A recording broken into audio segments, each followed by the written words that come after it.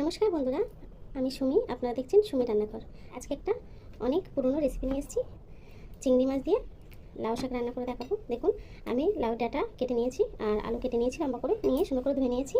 সুন্দর করে ধুয়ে নিতে হবে, লাউ শাকে কিন্তু অনেক পোকামাকড় থাকে। ওটাকে দেখে দেখুন আর কি লাগছে, আসুন দেখে নিই। দেখুন, আর লাগছে 5টা কাঁচা লঙ্কা নিয়েছি ছিঁড়ে, আর 2টো পেঁয়াজ কুচি করে নিয়েছি, আর রসুন কিছুটা, দেখুন রসুন থেতে করে নিয়েছি। আর লাগছে চিংড়ি মাছ। দেখুন চিংড়ি মাছ নিয়ে নিয়েছি। তো চলুন দেরি না করে রান্নাটা শুরু করা যাক। তার আগে আপনারা যদি আমার চ্যানেলটাকে সাবস্ক্রাইব না করে থাকেন, অবশ্যই আমার চ্যানেলটাকে সাবস্ক্রাইব করবেন আর আমার ভিডিওগুলোকে লাইক দেবেন। তো চলুন রান্নাটা শুরু করা যাক।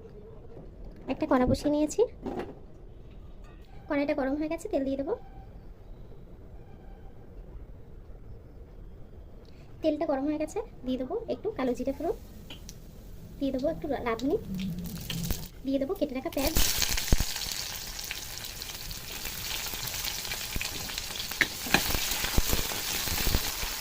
পেঁয়াজগুলো ভাজা হতে হতে দিয়ে দেবো চিংড়ি মাছটা, দিয়ে দেবো।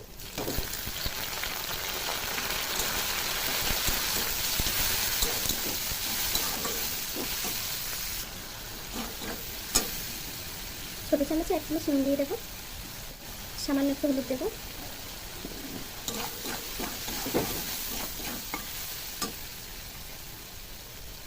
কেটে রাখা কাঁচা লঙ্কা দিয়ে দেবো,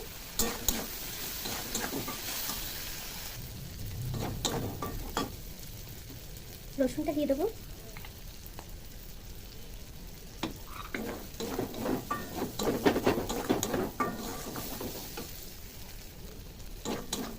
রসুনের কাঁচা গন্ধটা চলে গেলে দিয়ে দেবো আলু আর লাউ শাকটা দিয়ে দেবো।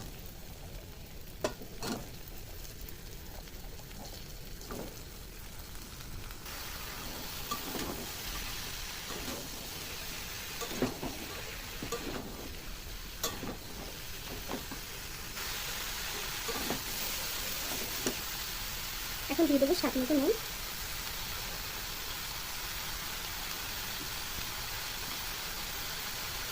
দিয়ে দেবো 1 চামচ হলুদ।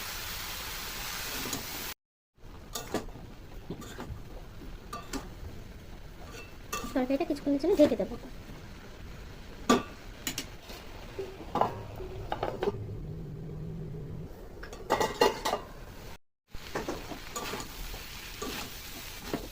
তরকারিটা কিন্তু কষানো হয়ে গেছে, এখন জল দিয়ে দেবো।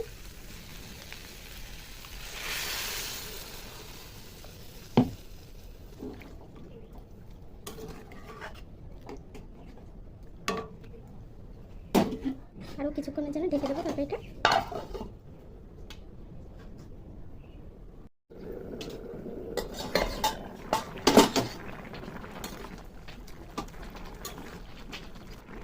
তরকারিটা প্রায় হয়ে গেছে, 1 চামচ আদা জিরে বাটা দিয়ে দেবো।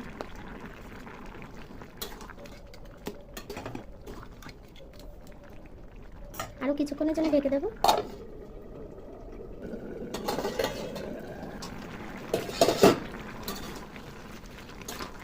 তরকারিটা হয়ে গেছে, এখন নামিয়ে দেবো।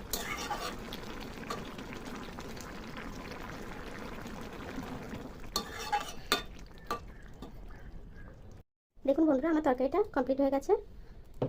চিংড়ি মাছ লাউ শাকের তরকারিটা আমার হয়ে গেছে। আপনারা রেসিপিটা অবশ্যই ট্রাই করবেন। আর আমার ভিডিওটা যদি আপনাদের ভালো লেগে থাকে, আমার চ্যানেলটাকে সাবস্ক্রাইব করবেন আর ভিডিওটায় লাইক দিয়ে দেবেন। ধন্যবাদ।